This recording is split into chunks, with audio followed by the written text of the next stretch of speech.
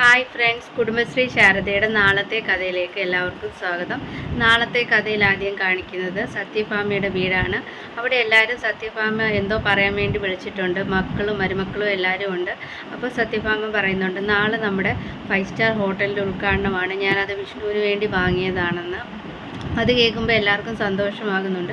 പക്ഷേ ശാലിനിയുടെ മുഖത്ത് വലിയ സന്തോഷമൊന്നുമില്ല. അപ്പോൾ അതിൻ്റെ കാര്യം സത്യഭാമ അന്വേഷിക്കുന്നുണ്ട്.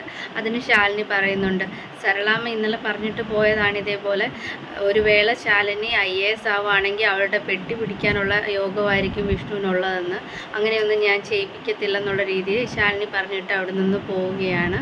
അപ്പോൾ സത്യഭാമയ്ക്ക് അത് ചെറിയ രീതിയിൽ വിഷമം ഉണ്ടാക്കുന്നുണ്ട്. മറ്റൊരിടത്ത് സരളാമ്മ സുസ്മിതയുടെ അമ്മ രോഹിത്തിനെ കാണാൻ ഇടയാവുന്നുണ്ട്. എന്നിട്ട് രോഹിത്തിനെ പിടിച്ചു നിർത്തി ഭീഷണിപ്പെടുത്തുന്നുണ്ട്.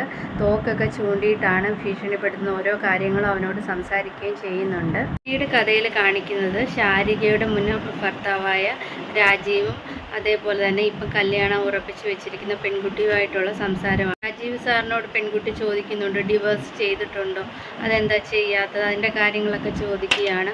അപ്പോൾ അറിയാതെ രാജീവ് സാറ് പതറുന്നുണ്ട്, എന്ത് പറയണമെന്നറിയാതെ. അതിലെ അവൾക്ക് കുറച്ച് സംശയമൊക്കെ തോന്നുന്നുണ്ട്. ചെറിയ സൗന്ദര്യപ്പിണക്ക് മാത്രമാണോ ശാരികയെ തമ്മിലുള്ളതെന്നൊക്കെ ചോദിക്കുന്നുണ്ട്. എന്നിട്ട് അവൾ ഫോഴ്സ് ചെയ്യുന്നുണ്ട്, ഡിവോഴ്സ് വാങ്ങിയതിന് ശേഷം മതി കല്യാണം എന്നുള്ള രീതിയിൽ, ഇല്ലെങ്കിൽ നാളെ ഒരു പ്രശ്നം വന്നു കഴിഞ്ഞാൽ എന്താവെന്നുള്ള രീതിയിലാണ് അവൾ സംസാരിക്കുന്നത്. അപ്പോൾ ശാരദാമ്മ അവിടേക്ക് വരുന്നുണ്ട്. പക്ഷേങ്കിൽ രാജീവ് സാറിനെ ശാരദാമ്മ കാണുന്നുണ്ട്. ശാരദാമ്മയെ രാജീവ് സാറ് കാണുന്നൊന്നുമില്ല. രാജീവ് സാറ് പോയതിന് ശേഷം ആ പെൺകുട്ടിയോട് ശാരദാമ്മ കാര്യങ്ങൾ അന്വേഷിക്കുന്നുണ്ട്. അപ്പോൾ ശാരദാമ്മയുടെ പെൺകുട്ടി പറയുന്നുണ്ട്, ഇതേപോലെ രാജീവ് സാറ് മുന്നേ ഉണ്ടായിരുന്ന പെൺകുട്ടിയുടെ നിന്ന് ഡിവോഴ്സ് വാങ്ങിയിട്ടില്ല, അതിനെക്കുറിച്ച് സംസാരിക്കാൻ വേണ്ടിയാണ് ഞാൻ സാറിനെ വിളിച്ചു വരുത്തിയെന്നൊക്കെ പറയുന്നുണ്ട്. എന്നിട്ട് അതേപോലെ അവൾ പറയുന്നുണ്ട് ശാരികയെക്കുറിച്ച് എന്തായി അവളുടെ കാര്യമെന്ന്. പക്ഷേങ്കിൽ ശാരികയാണ് രാജീവ് സാറിൻ്റെ ഭാര്യ എന്നുള്ള കാര്യം അവൾക്ക് വ്യക്തമായിട്ട് അറിയില്ല. അതോടെ ഇന്നത്തെ കഥ തീരുകയാണ്. Thank you.